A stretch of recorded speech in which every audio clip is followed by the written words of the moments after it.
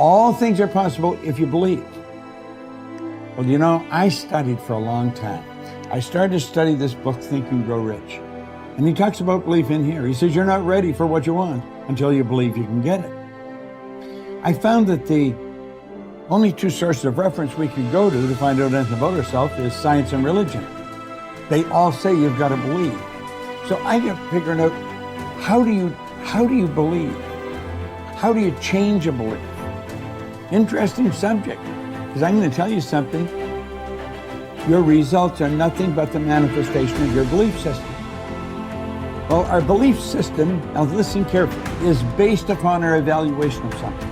And frequently when we reevaluate a situation, our belief about that situation will change.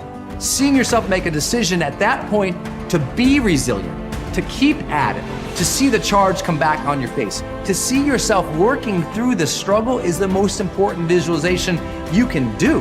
What would you say to yourself when it sucks? Not just see yourself validated. It's about, look, the real truth of achieving any dream is that struggle, that effort, that push.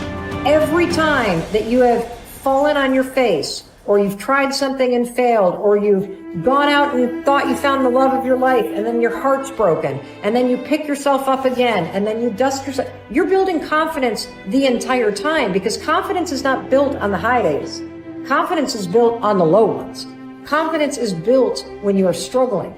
Because when you see yourself go for something and fall, when you see yourself try and get knocked down, when you see yourself stand back up after getting abused or traumatized or discriminated against and moving ahead, you are building this reserve within yourself where you know you can rely on yourself, you know you can face hard things and you can keep moving forward. You know you have your own back.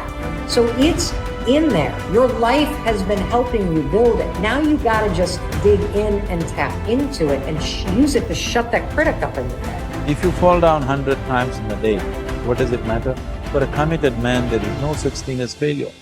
If you fall down 100 times, 100 lessons to be learned. If you commit yourself like this to creating what you really care for, now your mind gets organized. Once your mind gets organized, the way you think is the way you feel, your emotion will get organized. Once your thought and emotion is organized, your energies will get organized in the same direction. Once your thought, emotion and energies are organized, your very body will get organized. Once all these four are organized in one direction, your ability to create and manifest what you want is phenomenal. When we say a joyful world, that means everything that you want has happened. Aristotle wrote in his famous Nicomachean Ethics that the common aim of mankind is to be happy. However, each person defines happiness. One thing we know is that the more confident and the better we feel about ourselves, the happier we are and the more effective we seem to be in everything we do. Self-confidence, however, is really a state of mind based on your belief systems. Belief or faith enables you to act boldly in the face of uncertainty. Confidence enables you to face changes and difficulties and unexpected setbacks with calmness and clarity, and allows you to respond more effectively under any circumstances. The law of belief, an important corollary of the law of cause and effect, says that your beliefs become your realities. You do not believe what you see, but you see what you believe. William James of Harvard said that belief creates the actual fact. In the Bible it says, according to your belief, it is done unto you. If you believe strongly enough and confidently enough, your outer world will tend to conform to a pattern consistent with these beliefs. In fact, your world today is largely an outpicturing of your innermost beliefs and convictions. You behave on the outside based on your beliefs on the inside. You see the world around you based on your beliefs about reality. Regardless of whether they are correct, how can you determine your true beliefs? Simple. You can tell what you really believe by observing what you do and what you don't do. You can tell what you believe by listening to your opinions, your conversations, and by noting your decisions. When you truly believe yourself to be an exceptional human being, possessed of remarkable capabilities, you will walk and talk and act that way, and your inner convictions will become your outer realities. As the Bible says, all things are possible to him that believeth. The law of incremental improvement is your key to an unlimited future of success, prosperity, and self-confidence. It doesn't matter where you are starting from. All that matters is where you are going. As Theodore Roosevelt said, do what you can with what you have, where you are. By applying the law of incremental improvement to yourself and your work, you can begin moving upward toward joining the great ones in your field. If you are doing what you love to do, and you are doing it with all your heart, by engaging in continuous personal and professional improvement, you can begin to move forward at such a rapid rate that it will astonish you. There is one small problem that you need to deal with before you become one of the best in your field. Most of us grow up with feelings of inferiority and inadequacy. Because of low self-esteem and selling ourselves short, many of us never even think about becoming excellent at our work.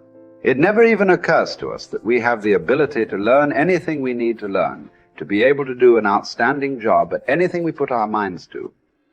The fact is that, generally speaking, you have the capability to excel at anything that is really important to you. If anyone else has achieved a high level of competence in your field, then so can you. All you have to do is to do the same things over and over until sooner or later you get the same results that they have. I stopped wasting time. That helped a lot. I stopped drinking. I stopped going to bars. I really didn't spend a lot of time with my friends when I had young kids in particular. I had friends and I saw them, with some degree of regularity, but where I cut corners was more with social life outside my family. So I spent a lot of time with my wife, and I spent a lot of time with my kids, and I spent a lot of time on my career. And so you have to make choices.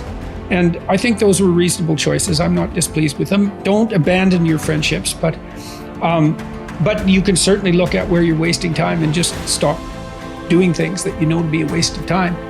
So, and I did. And so I had enough room for my marriage, and I had enough room for my kids, and I had enough room for my career. And sort of a multi-dimensional career. And it was always a challenge to me too, to see how efficient I could get. I concentrated on my marriage and making time for it. I concentrated on spending time with my kids consciously, and I concentrated on developing my career. Those were the three elements of my life. And I had some time left over for creative pursuits and for friends, but most of it was a matter of getting rid of time wastes of any sort, And I just pushed that out of my life, day after day until I wasn't wasting any time, or virtually no time. And, I've asked my undergraduates frequently how much time they waste per day, and general estimates are like 6 to 8 hours of time they regard themselves as wasting. Like, that's a whole career right there, right? So if you just stop wasting time, you can do a tremendous amount, especially if you also try to maximize efficiency.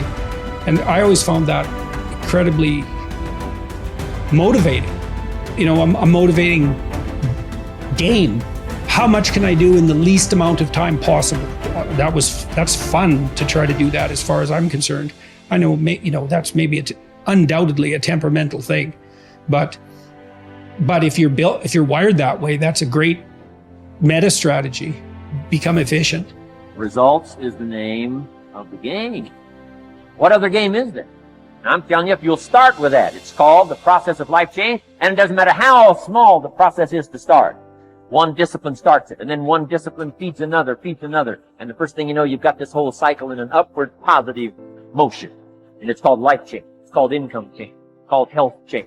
Relationship with your family change.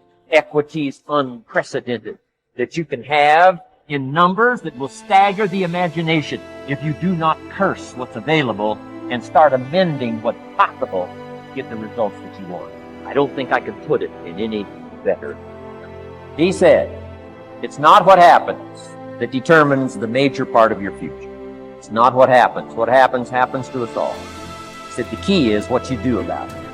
It's not what happens, it's what you do about it. And he said if you will start that process of change, do something different the next 90 days than you did the last 90 days, like picking up the books to read. Do something different, like the new health disciplines, relationship with your family, whatever it is, doesn't matter how small it is. You'll start doing different things with the same circumstances. Since we cannot change the circumstances, but we can change ourselves. We can change what we do.